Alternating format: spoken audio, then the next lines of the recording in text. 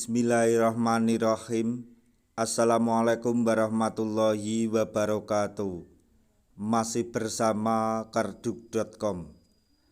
Pada kesempatan kali ini kami akan menyampaikan kabar terbaru untuk para tenaga honorer P3K tahun 2024, yaitu menimbang usulan pengangkatan tenaga honorer menjadi PNS tanpa tahap P3K, solusi atau tantangan baru. Untuk mengetahui jawabannya silahkan simak video ini sampai selesai. Tapi sebelum kami lanjutkan, bagi rekan-rekan yang baru menemukan channel ini, tekan like dan subscribe-nya, dan juga tekan lonceng notifikasinya supaya nanti bisa mengetahui informasi terbaru terkait dengan seleksi P3K tahun 2024. Sekarang mari kita simak dan cermati penjelasan yang ada di video ini supaya nanti tidak gagal paham.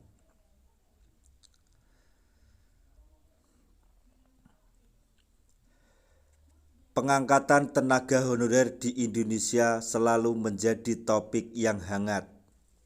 Yang jelas, pemerintah diminta memperhatikan banyaknya tenaga honorer yang belum diangkat.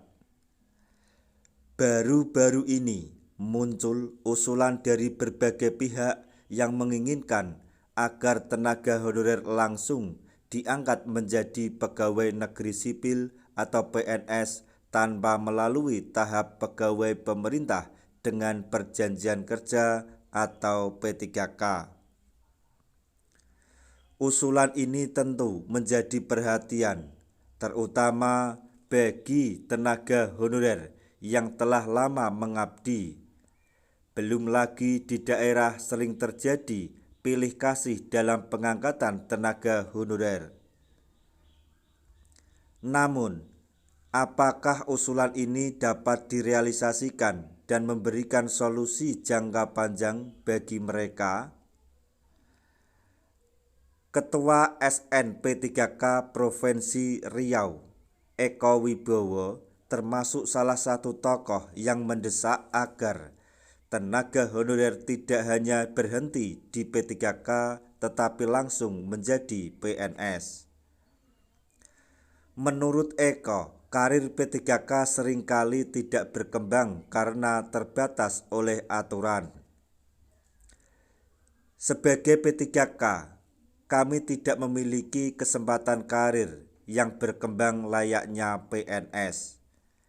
Dan dengan aturan saat ini, kami harus mengikuti seleksi ulang untuk kenaikan golongan. Sebut Ketua SNP3K Provinsi Riau Eko Wibowo dikutip dari YouTube Kang Edi Channel pada hari Minggu tanggal 3 November 2024. Sebagai contoh, meskipun Eko sudah memiliki gelar S2, statusnya tetap sebagai P3K dengan golongan yang rendah. Eko Wibowo menilai bahwa karir di P3K kurang berkembang dan cenderung terbatas karena adanya pembatasan peraturan yang lebih memberikan, maksudnya yang tidak memberikan peluang untuk mengisi jabatan struktural. Hal ini tentunya menjadi dilema bagi banyak tenaga honorer yang telah memiliki kompetensi dan pengalaman yang tinggi. Tenaga honorer yang sudah lama mengabdi seharusnya bisa mendapatkan kesempatan yang sama dengan PNS dalam hal pengembangan karir dan jaminan masa depan, ujar Eko Wibowo. Mengapa ada usulan agar tenaga honorer langsung diangkat sebagai PNS? Salah satu alasannya adalah agar tenaga honorer mendapatkan kepastian status dan kesejahteraan yang lebih baik.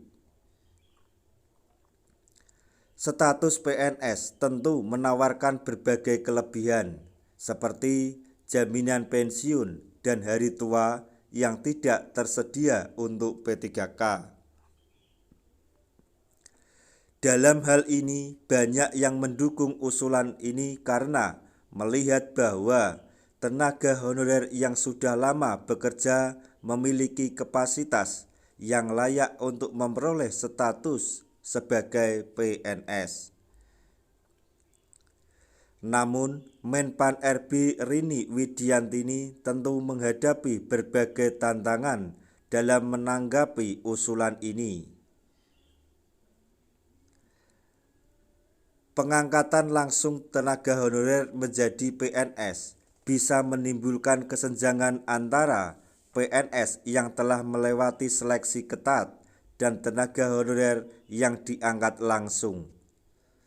Selain itu, ada pula perbedaan manajemen antara PNS dan P3K yang diatur dalam peraturan pemerintah.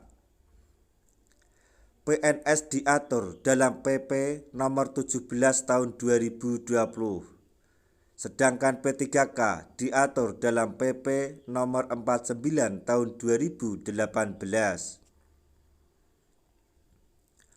Perbedaan ini menyebabkan perbedaan kebijakan terkait pangkat, jabatan, pengembangan karir, promosi, mutasi, dan jaminan pensiun.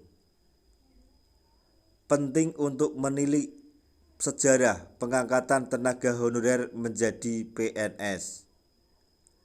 Pada pemerintahan Presiden Susilo Bambang Yudhoyono, sekitar 80.000 guru bantu yang statusnya sama dengan tenaga honorer berhasil diangkat menjadi PNS. Pengangkatan tersebut dilakukan bertahap dan selesai pada tahun 2027, maksudnya 2007. Hal ini menjadi salah satu referensi bagi tenaga honorer saat ini yang berharap agar pengangkatan serupa bisa berulang kembali atau terulang kembali. Meski usulan ini tampak menjanjikan, tidak sedikit pula yang memandang bahwa realisasinya membutuhkan kajian yang matang. Pengangkatan tenaga honorer langsung menjadi PNS adalah solusi ideal. Namun pemerintah perlu memastikan bahwa kebijakan ini dapat diterapkan tanpa mengorbankan kualitas dan profesionalisme di sektor pemerintahan, kata Eko Wibowo. Kebijakan ini tidak dipersiapkan dengan matang. Bukan tidak mungkin akan timbul permasalahan terkait jumlah pegawai dan alokasi anggaran. Selain itu, perbedaan regulasi antara PNS dan P3K perlu ditinjau ulang jika usulan ini benar-benar akan direalisasikan. Saat ini, status P3K hanya mengizinkan pegawai mengisi jabatan fungsional dan tidak memiliki jenjang karir yang berkesinambungan seperti PNS. Tidak adanya jaminan pensiun juga menjadi salah satu kendala yang dirasakan P3K. Usulan agar tenaga honorer langsung diangkat menjadi PNS adalah sebuah apresiasi, maksudnya aspirasi yang wajar dan sah. Hal ini menunjukkan besarnya harapan tenaga honorer untuk mendapatkan status dan kesejahteraan yang lebih baik setelah sekian lama mengabdi. Meskipun demikian, penerapan usulan ini memerlukan kajian yang mendalam dan kebijakan yang matang agar tidak menimbulkan kesenjangan atau masalah baru di kemudian hari. Meski usulan ini masih dalam tahap wacana, tenaga honorer tetap memiliki harapan bahwa pemerintah akan mempertimbangkan aspirasi mereka. Kami hanya berharap perjuangan dan pengabdian kami dihargai dengan kejelasan status dan masa depan yang lebih baik. Demikian tutup beliau. Nah, itu tadi informasi yang dapat kami sampaikan, informasi terbaru terkait dengan nasib tenaga honorer P3K dan tentunya di seluruh Indonesia. Semoga informasi ini dapat bermanfaat bagi rekan-rekan tenaga honorer semuanya. Di akhir video, kami mengucapkan banyak terima kasih. Wassalamualaikum warahmatullahi wabarakatuh.